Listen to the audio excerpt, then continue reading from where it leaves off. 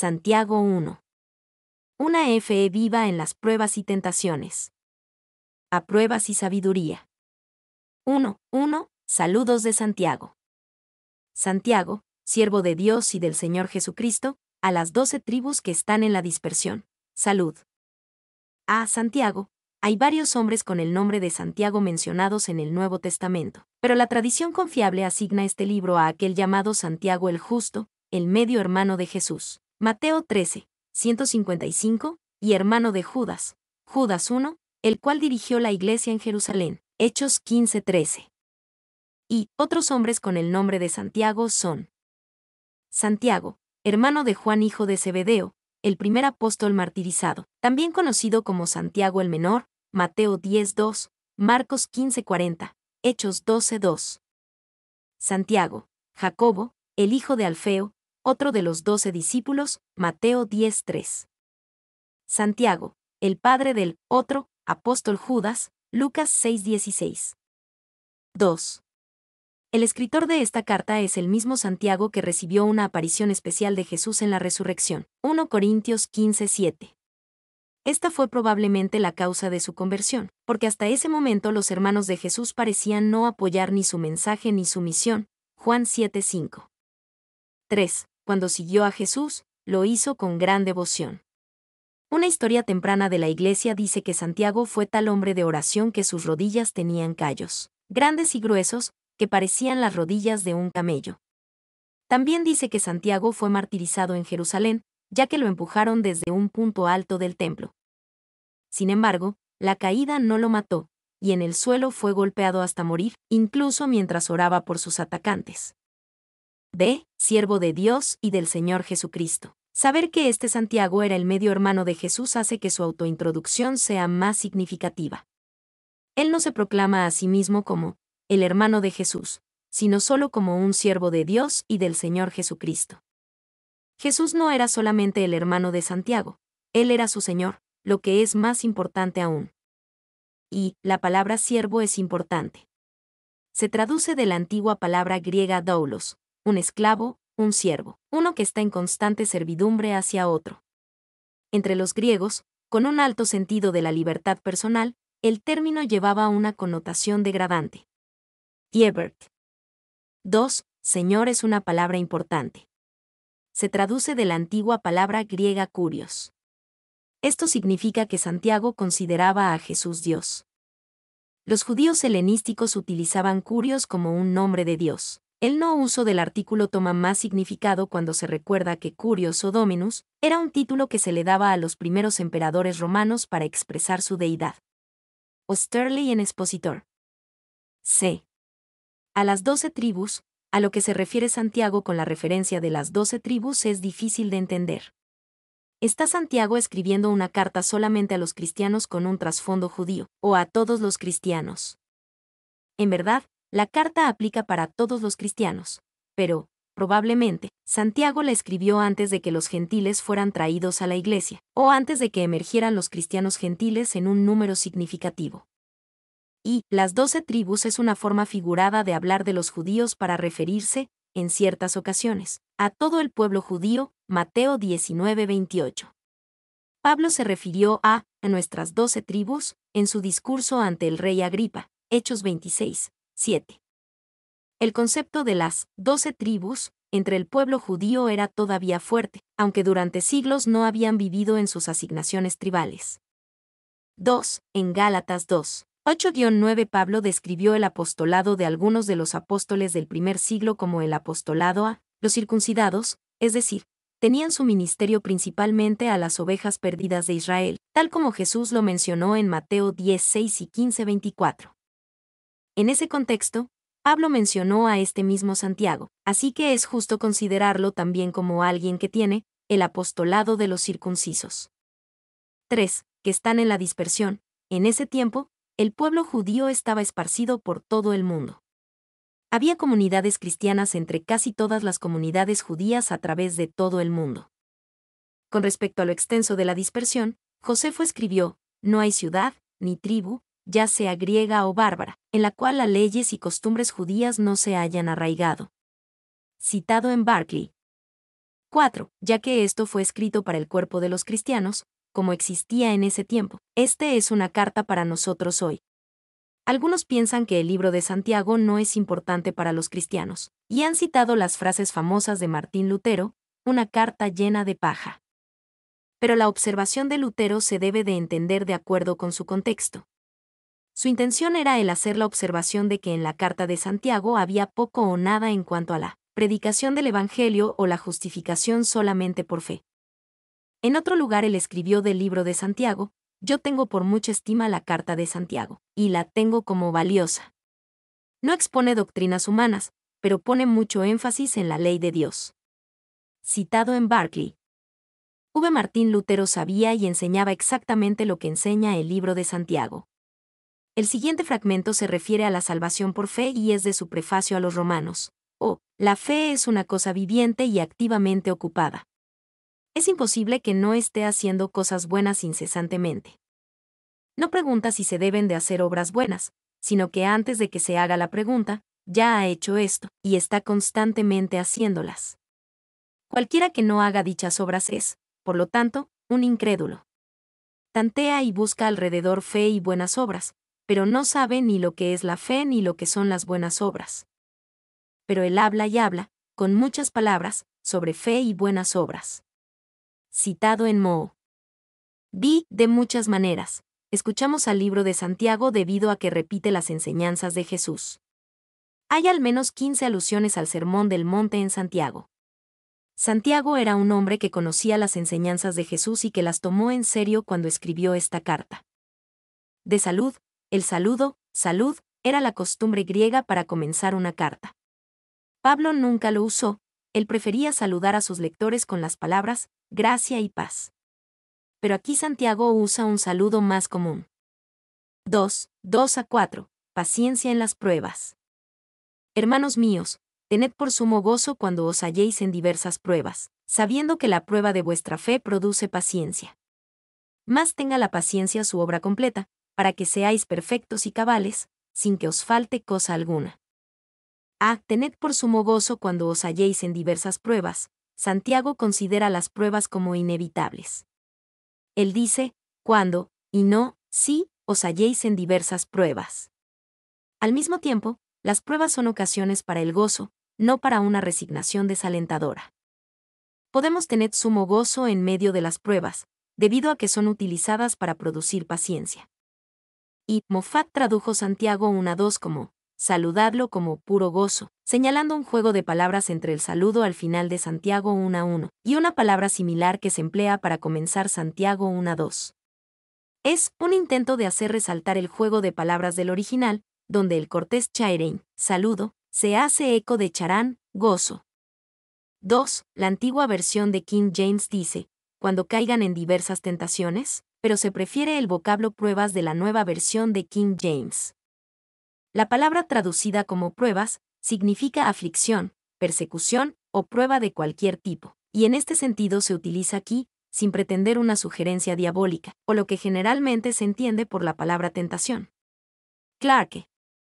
3. Cuando os halléis, no entran paso a paso, sino que se precipitan, se hunden, cuando estén tan rodeados que no haya forma de escapar de ellas, estando afligidos, como lo estuvo David. Salmo 116, 3. 4. Paciencia proviene de la antigua palabra griega upomón. Esta palabra no describe una espera pasiva, sino el sufrir sin rendirse. No es tanto la cualidad que te ayuda a aguardar calladamente en la sala de espera de un doctor, sino la cualidad que te ayuda a terminar el maratón. La antigua palabra griega upomón proviene de upo, bajo, y meno, el estar, soportar, permanecer. En su raíz, significa permanecer bajo.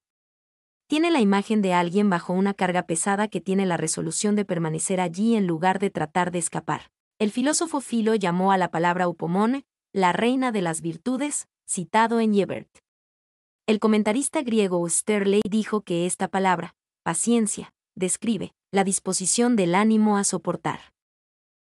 Sabiendo que la prueba de vuestra fe produce paciencia, la fe no es producida en las pruebas, es probada a través de las pruebas. Las pruebas revelan qué tipo de fe tenemos, no debido a que Dios no sepa qué tipo de fe tenemos, sino para hacer nuestra fe evidente a nosotros mismos y a aquellos a nuestro alrededor. Y notamos que la fe es la que es probada, y eso demuestra que la fe es importante y preciosa, porque solo las cosas preciosas son probadas tan a fondo.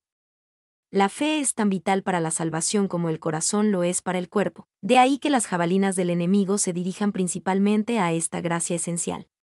Spurgeon. 2. Si las pruebas no producen fe, entonces ¿qué lo hace? Romanos 10:17 nos dice, así que la fe es por el oír, y el oír, por la palabra de Dios. La fe es edificada en nosotros mientras oímos, entendemos y confiamos en la palabra de Dios.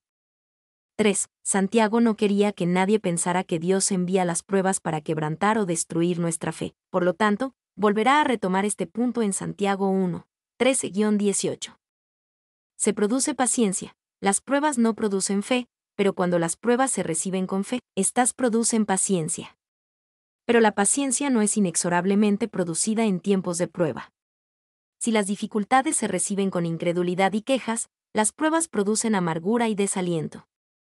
Este es el motivo por el que Santiago nos exhorta el tened por sumo gozo.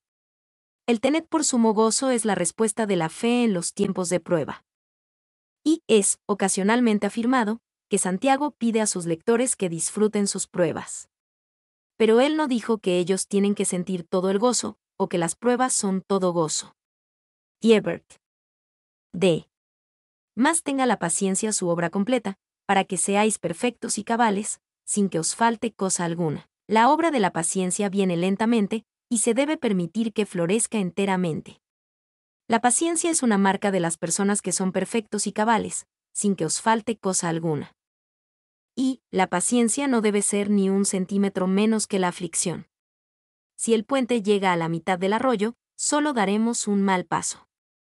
El deseo del diablo es que nos apresuremos. Trap. 2. Estas expresiones, en su aplicación actual, para algunos son tomadas de los juegos griegos. El hombre perfecto era el que hubiera obtenido la victoria en cualquiera de los ejercicios atléticos, pero entero, es decir, completo, era quien alcanzaba la victoria en el pentatlón, en cada uno de los 5 ejercicios. Clarke. 3. Otros piensan que los términos provienen del mundo del sacrificio, donde los animales que clasificaban para ser sacrificados debían ser perfectos y cabales, sin que os falte cosa alguna, solo esos eran aptos para ofrecerlos a Dios. Significaba que el animal había sido probado y aprobado. 4. La tendencia natural de los problemas no es santificar, sino inducir al pecado.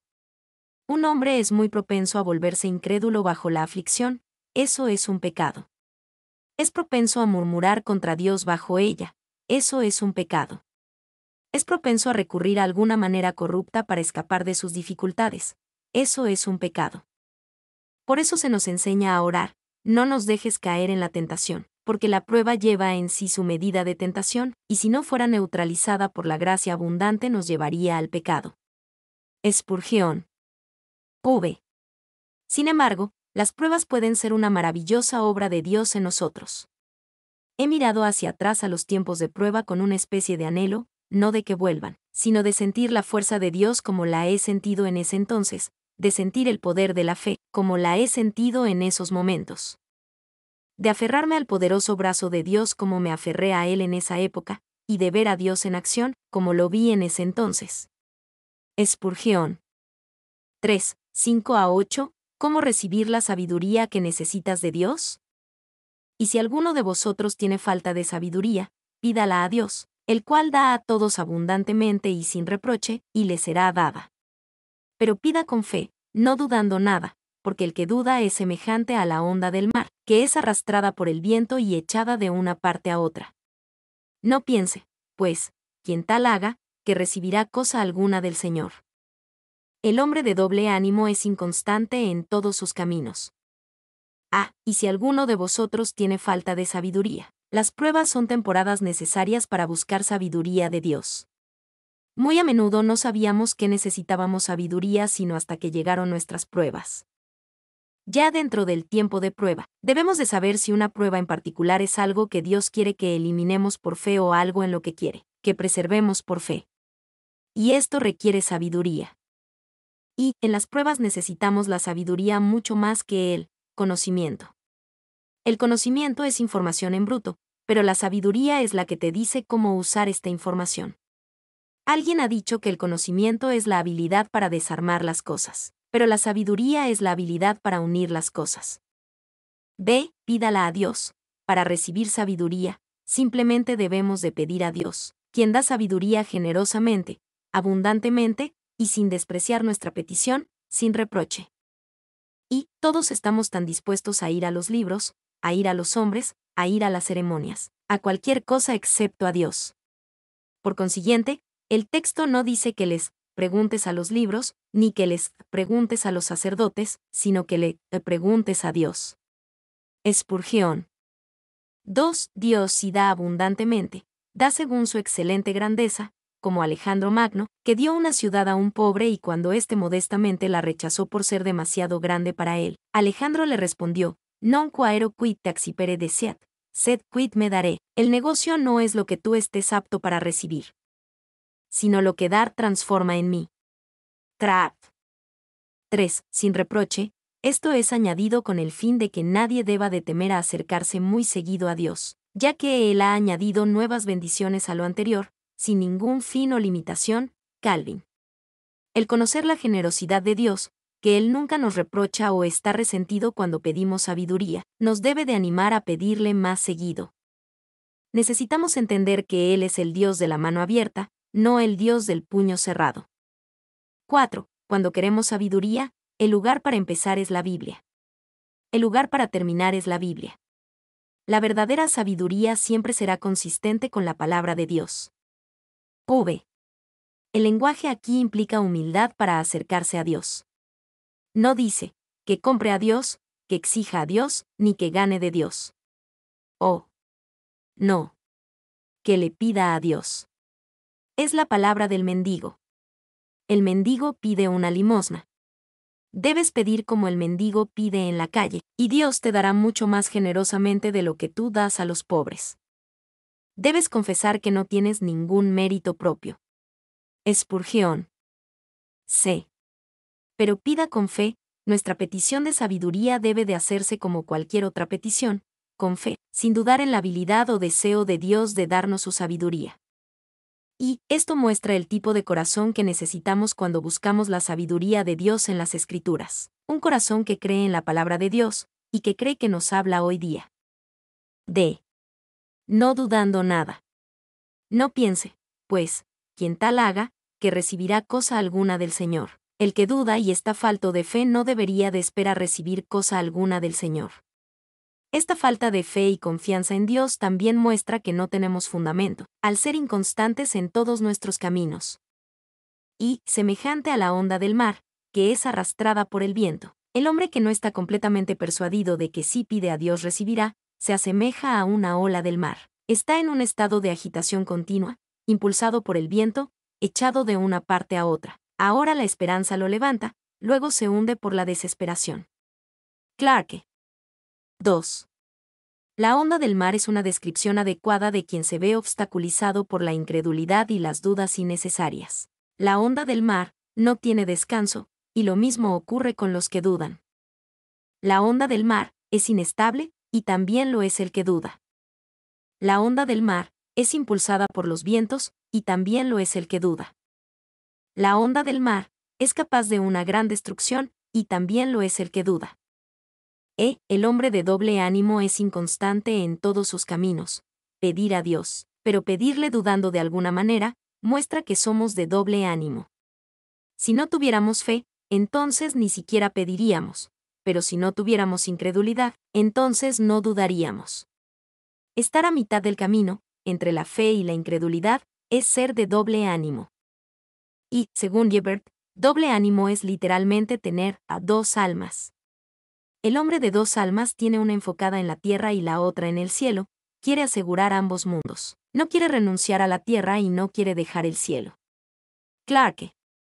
2. El hombre que vino a Jesús y le dijo, Señor, yo creo, ayuda mi incredulidad, Marcos 9:24, no era de doble ánimo. Él quería creer, y declaró lo que creía. Su fe era débil, pero no estaba teñida con la duda del doble ánimo. 3. ¿Crees que Dios puede darte sabiduría, y que lo hará si se lo pides?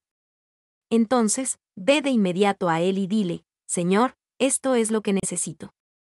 Especifica tus deseos, declara tu condición exacta, presenta todo el caso ante Dios con tanto orden como si estuvieras contando tu historia a un amigo inteligente, que estuviera dispuesto a escucharla, y preparado para ayudarte, y luego di, Señor, esto es específicamente lo que creo que quiero, y te pido esto creyendo que puedes dármelo. Spurgeon. 4, 9 a 11. Ánimo para aquellos afectados por las pruebas. El hermano que es de humilde condición, gloríese en su exaltación, pero el que es rico, en su humillación, porque él pasará como la flor de la hierba. Porque cuando sale el sol con calor abrasador, la hierba se seca, su flor se cae, y perece su hermosa apariencia. Así también se marchitará el rico en todas sus empresas. El hermano que es de humilde condición, gloríese en su exaltación. Tanto como es para el humilde el regocijarse cuando es exaltado por Dios, también es apropiado, pero más difícil, para los grandes, el que es rico, regocijarse cuando en las pruebas se encuentran humillación. Y, como el hermano pobre se olvida de toda su pobreza en la tierra, así también el hermano rico olvida toda su riqueza en la tierra. Por la fe en Cristo, los dos son iguales. Gebert, citado en Lenski. 2. Aunque podemos entender la pobreza y la riqueza como pruebas de una fe viva con las que un cristiano pudiera lidiar, no obstante, parece que Santiago ha hecho un cambio repentino en su tema, de las pruebas y la sabiduría, a las riquezas y la humildad. En cierto modo, el libro de Santiago es como el libro de los Proverbios u otra literatura de sabiduría del Antiguo Testamento, y puede saltar de un tema a otro y volver a un tema anterior. B. Porque él pasará como la flor de la hierba. Las pruebas sirven para recordarles a los ricos y a los grandes que a pesar de que piensen que están cómodos en esta vida, es solamente en esta vida, la cual se va a desvanecer como la hierba que se seca o como la flor que se marchita. Y que en la tierra de Israel hay una variedad de hermosas flores que florecen cuando llegan las lluvias, pero duran por un corto tiempo antes de que se sequen. En la escala de la eternidad, esto muestra lo rápido que se marchitará el rico en todas sus empresas. 2. La riqueza de este mundo ciertamente se marchitará, pero Santiago también dice que se marchitará el rico. Si ponemos nuestra vida y nuestra identidad en las cosas que se marchitarán, entonces nosotros también nos marchitaremos. Cuanto mejor será poner nuestras vidas y nuestra identidad en las cosas que nunca se marchitarán. Si un hombre es solamente rico en este mundo, cuando muera, dejará sus riquezas. Pero si un hombre es rico ante Dios, cuando muera irá a sus riquezas. Ve viviendo para el Señor en tiempos de tentación. 1. 12. Una bendición para aquellos que soportan la tentación. Bienaventurado el varón que soporta la tentación, porque cuando haya resistido la prueba, recibirá la corona de vida, que Dios ha prometido a los que le aman. Bienaventurado el varón. Esto suena como una de las bienaventuranzas de Jesús en el Sermón del Monte, Mateo 5, 1, 12. En esas grandes declaraciones de bendición, Jesús no había terminado de decirnos cómo podemos ser bienaventurados. Aquí aprendemos que podemos ser bienaventurados mientras soportamos la tentación. Y no dice, bendito el hombre que nunca es tentado. Tampoco dice, bendito el hombre que encuentra toda tentación fácil de vencer. En cambio, la promesa de bendición se da a quien soporta la tentación. Hay un regalo especial de bendición de Dios para el que puede decir, no, a la tentación, diciendo así, sí, a Dios. B. Para cuando haya sido aprobado, aquí Santiago declara el propósito de Dios al permitir la tentación. El propósito es, aprobarnos, que a través de la prueba nos revelemos como genuinos y fuertes en nuestra fe. C. ¿Qué soporta tentación? La tentación es una de las muchas pruebas, Santiago 1:2, que enfrentamos. Mientras perseveramos a través de la tentación, somos probados, y seremos recompensados mientras la obra de Dios en nosotros es evidente a través de nuestra resistencia a la tentación. D. La corona de vida que Dios ha prometido nos recuerda que en verdad vale la pena soportar bajo las tentaciones a las que nos enfrentamos. Nuestra perseverancia será recompensada mientras demostramos nuestro amor por Jesús, a los que le aman, por medio de resistir la tentación. Y hay una corona para mí. Entonces me ceñiré mis lomos y aligeraré mi paso, ya que la corona está bien asegurada para los que corren con paciencia. Spurgeon. A los que le aman, esto describe el motivo para resistir la tentación, nuestro amor a Dios. Las pasiones de la tentación pecaminosa solo pueden ser superadas por una pasión mayor, y esa es una pasión por el honor, la gloria y la relación con Dios. Y algunos resisten la tentación por el miedo al hombre.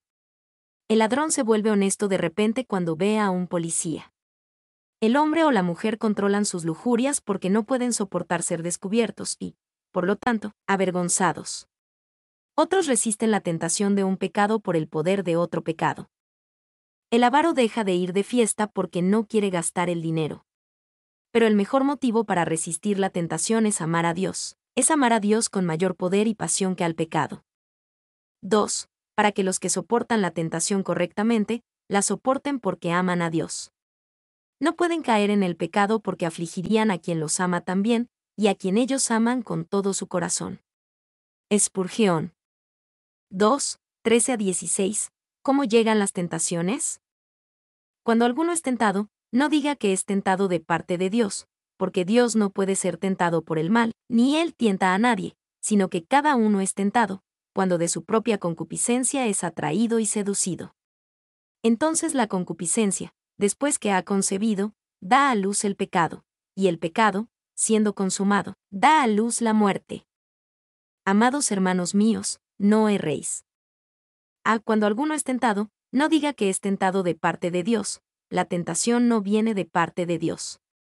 A pesar de que Él la permite, Él, en sí mismo, no nos seduce a hacer mal. Dios puede probar nuestra fe sin una solicitud al mal, ni Él tienta a nadie.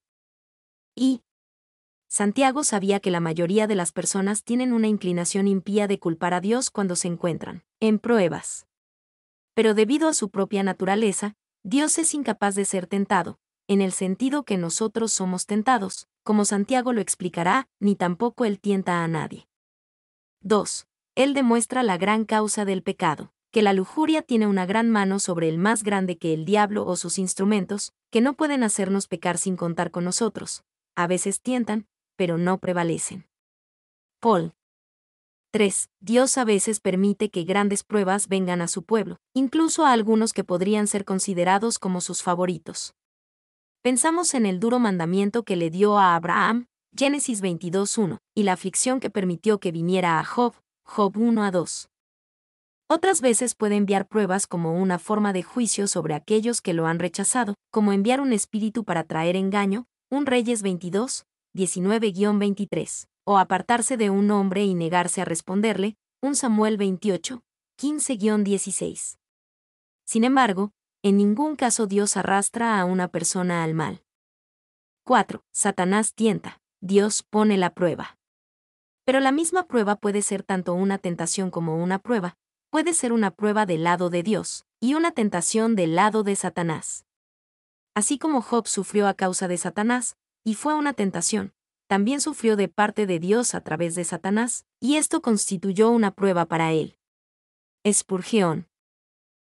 Cada uno es tentado, cuando de su propia concupiscencia es atraído y seducido. Dios no nos tienta. En lugar de eso, la tentación viene cuando cada uno es atraído por su propia concupiscencia y es seducido, con el mundo y el maligno como proveedores de las seducciones.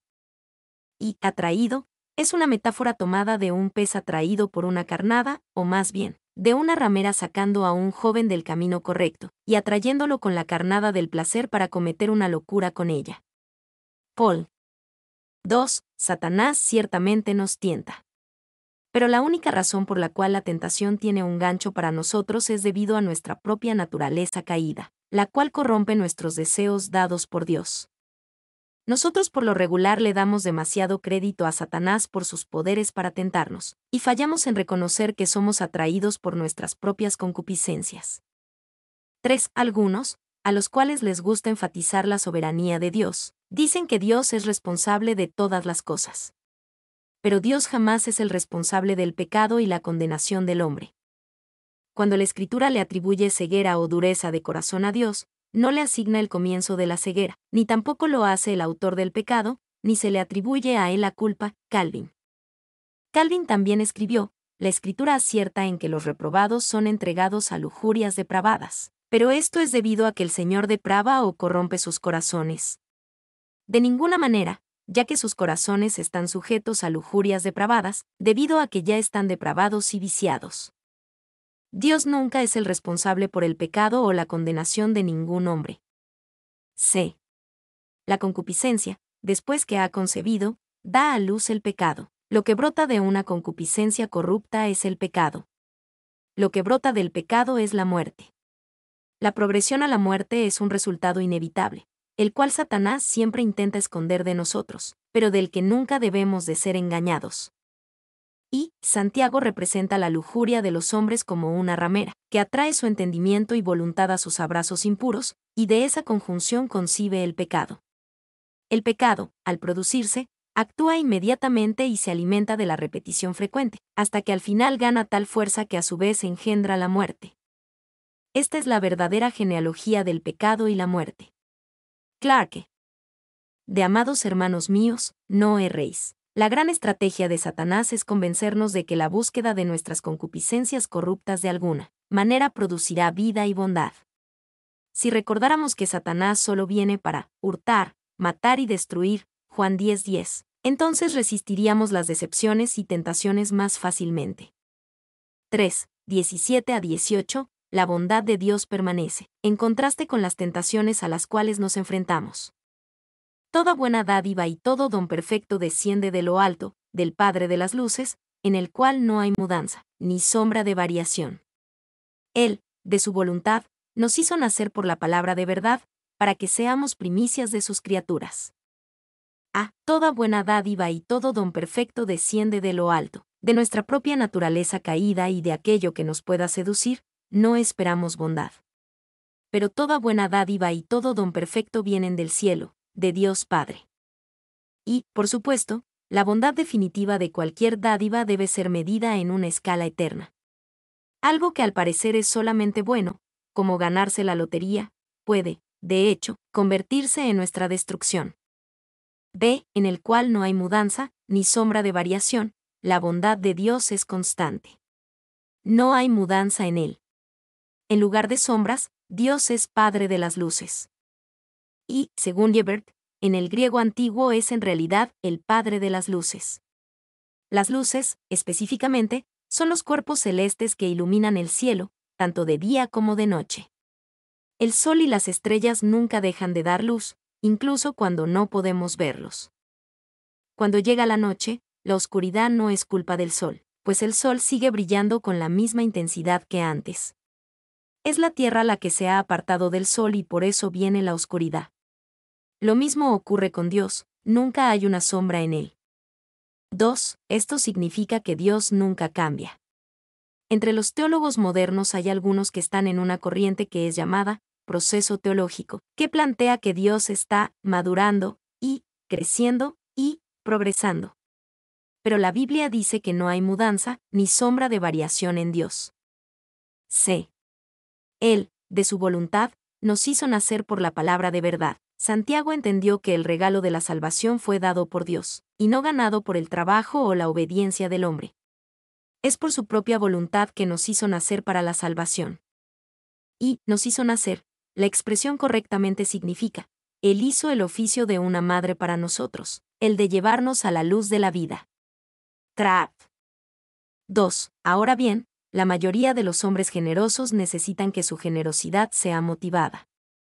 Necesitarán que se les espere, hay que apelar a ellos, a veces hay que presionarlos, un ejemplo debe guiarlos. Pero, por su propia voluntad, Dios hizo todo lo que ha sido hecho, sin ningún incentivo o impulso, movido solo por sí mismo, porque se deleita en la misericordia, porque su nombre y su naturaleza son el amor, porque siempre, como el sol, es natural para él distribuir los rayos de su gracia eterna. Spurgeon. D. Para que seamos primicias de sus criaturas, podemos ver la bondad de Dios en nuestra salvación, ya que Él inició nuestra salvación por su propia voluntad y nos llevó a la vida espiritual por su palabra de verdad, para que pudiéramos ser para su gloria como primicias de su cosecha. Y, en los versos anteriores, Santiago nos dijo lo que la lujuria del hombre produce, el pecado y la muerte. Aquí nos dice lo que la voluntad del Dios bueno trae, la salvación para nosotros, como una especie de primicias de sus criaturas. 2. Santiago puede referirse a su propia generación de creyentes cuando los llama primicias, sobre todo porque escribe principalmente a los cristianos de origen judío. El hecho de que estos cristianos de origen judío sean primicias, Deuteronomio 26, 1-4, muestra que Santiago esperaba una cosecha posterior y mayor de cristianos de origen gentil. 3. Algunos han especulado sobre la idea de las primicias de sus criaturas aún más, quizás demasiado lejos, diciendo que Santiago tenía en mente una redención más amplia entre las desconocidas criaturas de Dios, de las cuales somos las primicias de esa redención más amplia. 4. 19-20, manteniéndonos firmes en contra de una ira pecaminosa. Por esto, mis amados hermanos, todo hombre sea pronto para oír, tardo para hablar, tardo para airarse, porque la ira del hombre no obra la justicia de Dios. Todo hombre sea pronto para oír, tardo para hablar, tardo para airarse. Podemos aprender cómo ser tardo para airarse al aprender primero a ser pronto para oír y tardo para hablar. Mucha de nuestra ira y enojo proviene de estar centrados en nosotros mismos y no centrados en los demás. Pronto para oír es una manera de estar centrados en los demás. Tardo para hablar es una manera de estar centrados en los demás. Pero no nos ha enseñado la naturaleza lo mismo que el apóstol aquí, dándonos 2 oídos, que están abiertos, y una lengua, encerrada tras los dientes y los labios. B. Tardo para airarse, porque la ira del hombre no obra la justicia de Dios. A la luz de la naturaleza de la tentación y de la bondad de Dios, debemos de tomar especial cuidado en ser tardos para airarnos, debido a que nuestra ira no cumple la justicia de Dios. Nuestra ira siempre defiende nuestra propia agenda. 5. 21. Estando firmes en contra de las lujurias de la carne. Por lo cual, desechando toda inmundicia y abundancia de malicia, recibid con mansedumbre la palabra implantada, la cual puede salvar vuestras almas. Inmundicia y abundancia de malicia. Esta expresión, probablemente, hace referencia a una manera impura de vivir. A la luz de la naturaleza de la tentación y la bondad de Dios, debemos de estar desechando toda impureza, apartándola lejos de nosotros. Y toda inmundicia, la apestosa inmundicia de una úlcera pestilente. El pecado es el vómito del diablo, el excremento del alma, la superfluidad o la basura de la maldad, como se le llama aquí haciendo alusión a la basura de los sacrificios que se arrojaban al arroyo Quédron, es decir, la zanja de la ciudad. 2. La versión antigua de King James traduce la frase abundancia de malicia como superfluidad de la maldad. B. Recibid con mansedumbre la palabra implantada, en contraste con una manera impura de vivir, nosotros debemos de recibir, haciéndolo con mansedumbre, la palabra implantada de Dios. Esta palabra nos puede salvar, en nuestra situación actual y para la eternidad. La pureza de la palabra de Dios nos preservará en un mundo impuro. Y, lo primero, entonces, es recibir. Esa palabra, recibir, es una palabra evangélica muy instructiva. Es la puerta a través de la cual la gracia de Dios entra en nosotros. No nos salvamos obrando, sino recibiendo, no por lo que le damos a Dios, sino por lo que Dios nos da, y recibimos de Él. Spurgeon. 2. Aquí Santiago aludió al poder espiritual de la palabra de Dios. Cuando entra en el corazón humano, tiene la capacidad de salvar su alma. La palabra de Dios va cargada del poder de Dios. 6. 22-25. ¿Cómo recibir la palabra de Dios? Pero sed hacedores de la palabra, y no tan solamente oidores, engañándoos a vosotros mismos. Porque si alguno es oidor de la palabra pero no hacedor de ella, este es semejante al hombre que considera en un espejo su rostro natural. Porque él se considera a sí mismo, y se va, y luego olvida cómo era. Mas el que mira atentamente en la perfecta ley, la de la libertad, y persevera en ella, no siendo oidor olvidadizo, sino hacedor de la obra, éste será bienaventurado en lo que hace. Pero sed hacedores de la palabra, y no tan solamente oidores. Debemos de recibir la palabra de Dios como hacedores, no solamente como oidores. El estar cómodo en el hecho de que has escuchado la palabra de Dios mientras no la aplicas, es engañarte a ti mismo. Y, en el mundo antiguo, era común para las personas escuchar a un maestro. pero si seguías al maestro y tratabas de vivir lo que él decía, entonces eras llamado un discípulo de dicho maestro. Podemos decir que Jesús está mirando a sus discípulos, hacedores, no meramente oidores. 2. Jesús utilizó el mismo punto para concluir su gran sermón del monte. Él dijo que aquel que escuchaba la palabra sin aplicarla era semejante a un hombre que edificó su casa sobre la arena, pero el que escuchaba la palabra de Dios y la hacía era como un hombre que edificó su casa sobre la roca, la cual podía soportar las inevitables tormentas de la vida y la eternidad. Mateo 7, 24-27. 3. Un maestro o predicador puede dar un discurso elocuente sobre el Evangelio, o explicar hábilmente alguna profecía del Antiguo Testamento sobre Cristo, pero cuando el sermón se da, no se da completo, algo queda por hacer de parte de los oyentes, y si se contentan con la admiración sentimental o con disfrutar del trato emocional o mental. No necesitan imaginar que esto es la religión. Moffat. 4. Me temo que tenemos muchos de estos en todas las congregaciones, oyentes admiradores, oyentes afectuosos, oyentes adjuntos, pero al mismo tiempo, oyentes no bendecidos, porque no son hacedores de la palabra. Spurgeon. Conoces la vieja historia. Me da vergüenza repetirla otra vez, pero es muy fácil de entender. Cuando Donald salió de Kirk antes de lo habitual, Sandy le dijo que, Donald, has terminado el sermón. No, dijo Donald, está todo dicho, pero aún no ha empezado a consumarse. Spurgeon. Este es semejante al hombre que considera en un espejo su rostro natural. Porque él se considera a sí mismo, y se va, y luego olvida cómo era. Aquel que solamente oye la palabra de Dios, pero no la pone en práctica, tiene el mismo sentido y estabilidad de aquel hombre que se mira a un espejo e inmediatamente se olvida de lo que vio. La información que recibió no le hizo ningún bien en su vida. Y considera, su rostro natural, la antigua palabra griega traducida como considera, tiene la idea de un escrutinio cuidadoso.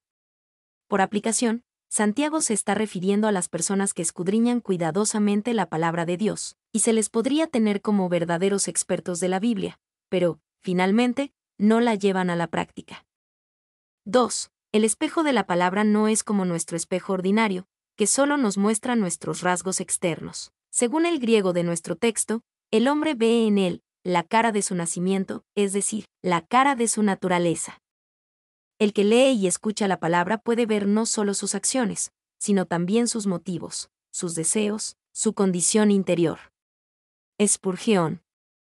3. Entendiendo este poder de la palabra de Dios, el predicador es responsable de trabajar duro para no obstaculizar este poder. Ciertos predicadores sueñan que su misión es pintar cuadros bonitos, pero no es así. No debemos diseñar ni dibujar, sino simplemente mostrar el reflejo de la verdad. Debemos sostener el espejo de la naturaleza en un sentido moral y espiritual, y dejar que los hombres se vean a sí mismos en él. Ni siquiera tenemos que hacer el espejo, solo sostenerlo. Los pensamientos de Dios, y no los nuestros, deben exponerse a nuestros oyentes, y estos descubren al hombre por sí mismos. La palabra del Señor es reveladora de secretos, muestra al hombre su vida, sus pensamientos, su corazón, su interior. Spurgeon. 4. Una persona sana se mira en el espejo para hacer algo, no solo para admirar la imagen. Asimismo, un cristiano sano se mira en la palabra de Dios para hacer algo al respecto, no solo para almacenar hechos que no utilizará, sino para ser un hacedor de la palabra. Las doctrinas de Dios, cuando se predican fielmente, son tal espejo. El que oye no puede evitar descubrir su propio carácter, y ser afectado por su propia deformidad. Se entristece, y se propone la enmienda, pero cuando la predicación termina y el espejo es quitado, pronto olvida qué clase de hombre era. En su mente se exime de la necesidad de arrepentirse y enmendar la vida, y así engaña a su alma. Clarke. Consigue que la ley de Dios sea como un espejo en el que puedas mirar detenidamente, dice el señor Bradford. Así verás tu cara tan mal arreglada, y tan vergonzosamente picante, sarnosa, con viruela y costra, que no podrás dejar de lamentarte al contemplarlo. Trapp. C. Mas el que mira atentamente en la perfecta ley, la de la libertad, y persevera en ella, este será bienaventurado en lo que hace. Pero si estudiamos la palabra de Dios atentamente, y la llevamos a la práctica, persevera en ella, entonces seremos bienaventurados. Y el que mira atentamente en la perfecta ley, la de la libertad, en el antiguo lenguaje griego, la palabra para mira atentamente habla de un examen penetrante, así que la persona aún se agachará para tener una mejor vista. A pesar de que Santiago expresa la necesidad de hacer, no descuida el estudiar la palabra de Dios. Debemos de buscar en la palabra de Dios. 2. Adam Clarke señala que la palabra griega antigua traducida como considera es parameinas y tiene este sentido. Toma tiempo para ver y examinar el estado de su alma, la gracia de su Dios, el alcance de su deber y la altura de la gloria prometida. La metáfora aquí se basa en las mujeres que pasan mucho tiempo en su espejo, para poder decorarse con mayor provecho, y no dejar ni un pelo, ni el más pequeño adorno, fuera de lugar. 3. La perfecta ley, la de la libertad, esta es una manera maravillosa de describir la palabra de Dios. En el Nuevo Pacto, Dios nos revela su ley, pero es una ley de libertad, escrita en nuestros corazones transformados por el Espíritu de Dios. 4. Toda la doctrina de la Escritura, especialmente el Evangelio, llamada ley, Romanos 3:27, tanto por ser una regla, como por el poder que tiene sobre el corazón, y una ley de libertad, porque muestra el camino hacia la mejor libertad, la libertad del pecado, de la esclavitud de la ley ceremonial, del rigor de la moral y de la ira de Dios. Paul. 7, 26-27, ejemplos de lo que significa el ser un hacedor de la palabra de Dios. Si alguno se cree religioso entre vosotros, y no refrena su lengua, sino que engaña su corazón, la religión del tal es vana. La religión pura y sin mácula delante de Dios el Padre es esta: visitar a los huérfanos y a las viudas en sus tribulaciones, y guardarse sin mancha del mundo. Si alguno se cree religioso entre vosotros, la verdadera religión no se muestra por solamente oír la palabra, sino por hacerla. Una manera de ser hacedor de la palabra de Dios es refrenar la lengua. Y se cree religioso. El Nuevo Testamento nunca usa la antigua palabra griega para religioso, en un sentido positivo. Hechos 17:22, 25 horas y 19 minutos, 26, 5. Colosenses 2:23. Santiago la usó aquí para referirse a alguien que es religioso, pero que realmente no está bien con Dios, y esto se evidencia porque no refrena su lengua. B. La religión del tal es vana. Tu caminar con Dios es vano si no se traduce en la manera en la que vives y en la que tratas a los demás. Muchos son engañados en su propio corazón con respecto a la realidad de su caminar con Dios. Y esto parece reflejarse en los hipócritas judíos, cuya religión consistía en observancias externas y en guardarse de las contaminaciones ceremoniales, cuando todavía se manchaban con tantos moralismos. Mateo 23:23, Juan 18:28, devoraron las casas de las viudas. Paul.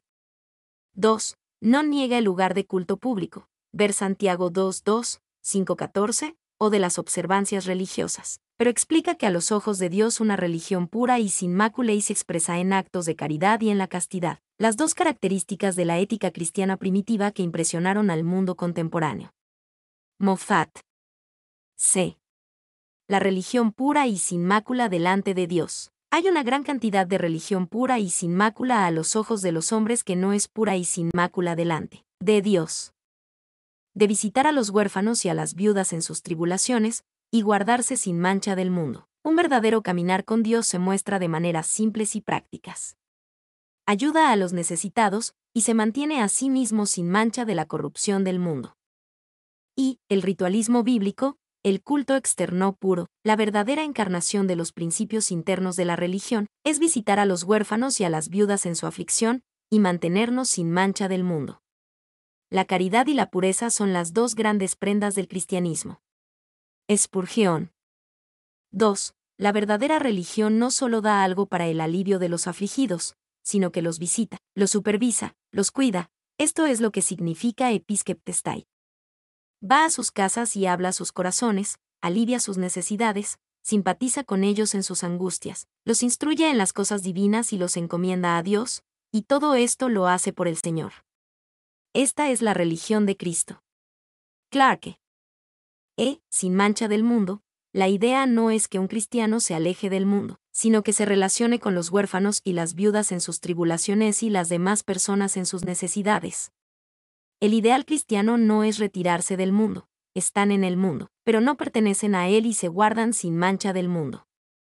Y, me gustaría ver a un cristiano, no apartado en una vitrina de cristal lejos de la prueba y la tentación, sino cubierto con un escudo invisible, para que, donde quiera que fuera, estuviera protegido de las malas influencias que hay en el mundo en casi todos los lugares.